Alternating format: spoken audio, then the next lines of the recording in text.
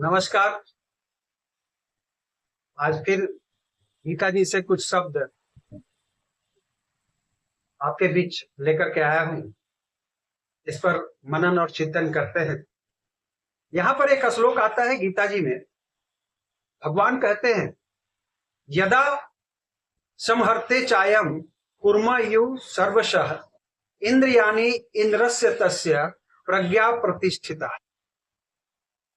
तात्पर्य क्या है कि जिस प्रकार कछुआ अपने अंग को संकुचित करके खोल के भीतर कर लेता है, उसी तरह मनुष्य को अपने इंद्रियों को इंद्रिय विषयों से खींच कर पूर्णता चेतना में दृढ़ता पूर्वक स्थिर कर लेना चाहिए। तो यहां पर बात आती है क्या कि ये चेतना क्या है? यह चेतना है मैं हूं। तो फिर मैं हूं क्या है? कुलूषित चेतना, दूषित चेतना को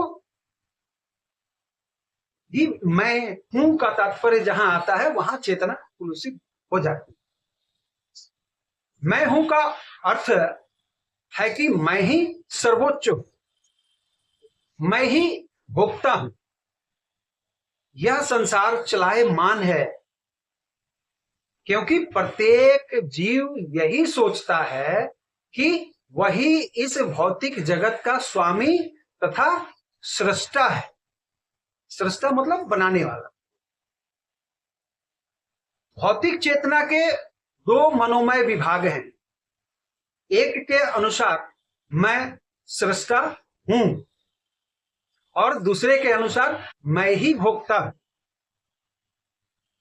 मतलब कि मैंने ही इस प्रकृति को बनाया हूं और मैं ही इसका उपभोग कर सकता हूं। लेकिन वास्तव में परमेश्वर सृष्टा है। भगवान इस प्रकृति के संचालक हैं। परमेश्वर सृष्टा तथा भोक्ता दोनों हैं और परमेश्वर का अंश होने के कारण जीव न तो सृष्टा है और ना ही भोक्ता है। वह मात्र सहयोगी है। वह सृजित तथा भुक्त है। वह उत्पन्न किया हुआ चीज है। भगवान के द्वारा उत्पन्न किया हुआ चीज है। उदाहरण, मशीन का कोई एक पुर्जा संपूर्ण मशीन के साथ सहयोग करता है। इसी प्रकार शरीर का कोई एक अंग पूरे शरीर के साथ सहयोग करता है। हाथ, पांव, आंख आदि शरीर के अंग है, लेकिन ये वास्तविक भोक्ता नहीं है। भोक्ता कौन है? तो उदर, यानी हमारा पेट। पांव चलते हैं, हाथ भोजन देता है, दांत चबाते हैं और शरीर के सारे अंग उदर को तुष्ट करने में लगे रहते हैं, क्योंकि उदर ही प्रधान कारक है। पेट ही हमारा एनर्जी का प्रधान कारक। जिस प्रकार जड़ को सींचकर वृक्ष का पोषण किया जाता है, उसी तरह उदर को यानी उदर का हरण करके शरीर का पोषण किया जाता है। क्योंकि यदि शरीर को स्वस्थ रखना है तो शरीर के सारे अंगों को उदर पूर्ति में सहयोग देना होगा। इसी प्रकार परमेश्वर ही भोक्ता तथा सृष्टा हैं और हम उनके अधीनस्थ जीवात्माएं हैं। उन्हें प्रसन्न रखने के निमित्त सहयोग करने के लिए हैं।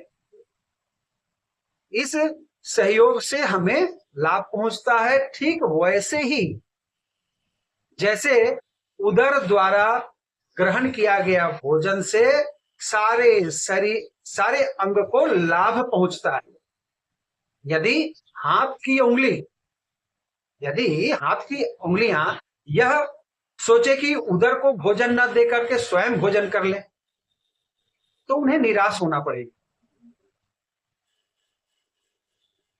सृजन तथा भोग का केंद्र बिंदु जो है वो परमेश्वर है और सारे जीव उनके सहयोगी हैं। सहयोग के द्वारा वे भोग करते हैं। यह संबंध स्वामी तथा दास जैसा है। यदि स्वामी पूर्णतया तुष्ट या संतुष्ट रहता है तो दास भी तुष्ट मतलब कि संतुष्ट रहता है।